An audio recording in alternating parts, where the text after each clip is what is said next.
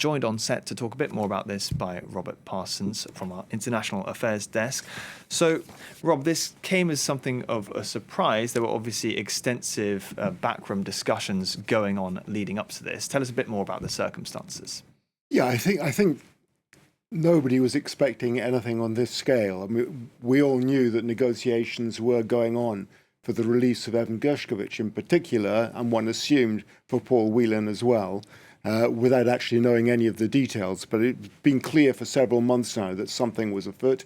It was said, for instance, back in February that the deal was in the making, which would have included Alexei Navalny, leading Russian dissident, who very quickly after the rumours started to appear online died, thereby being taken off the table as regards any sort of deal involving him. But it was known that there were talks going on. It was notable, for instance, that during an interview with Tucker Carlson back in February, Vladimir Putin, the Russian president, made it clear in a very arch way that Russia was prepared to do a deal. And the deal would have to include, it was made fairly obvious by the Russians, the man you just referred to, Vadim Krasikov, a colonel in the FSB, Russian intelligence, and an assassin who was arrested in Berlin in 2019, after killing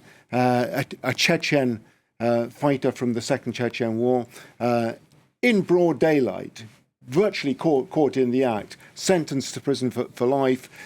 He, as part of this deal, will now be going free. But what I think has become clear from what Joe Biden, the US president, has been saying is that the backroom negotiations that were needed to get to that point have been colossal. And if it hadn't been for a very close relationship among the allies involved, and we're talking about Germany, but there are others, Norway, Slovenia, Poland as well. If it hadn't been for that close relationship, this deal would not have been made at all. And in particular, he singled out German Chancellor Scholz for his role in making this possible. Germany had to overcome an ethical dilemma to let this happen, to release a man who had been sentenced to prison for murder in order to allow this to happen.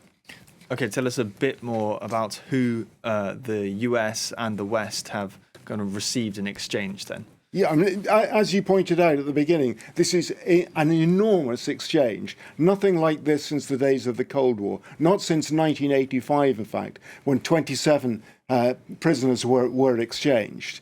So it involves 4 Americans, 5 Germans, and 7 Russians, one of whom has joint British-Russian citizenship, Karamurza, and 8 Russians.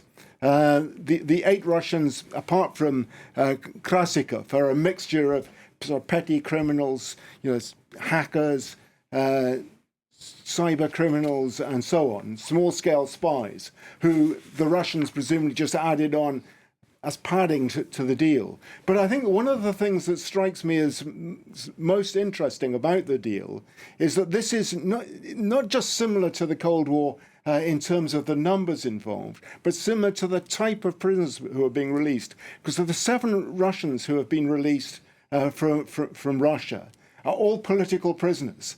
So that's very reminiscent of the sort of thing that was going on during the Cold War. Some of the most prominent political prisoners in Russia have been part of this deal.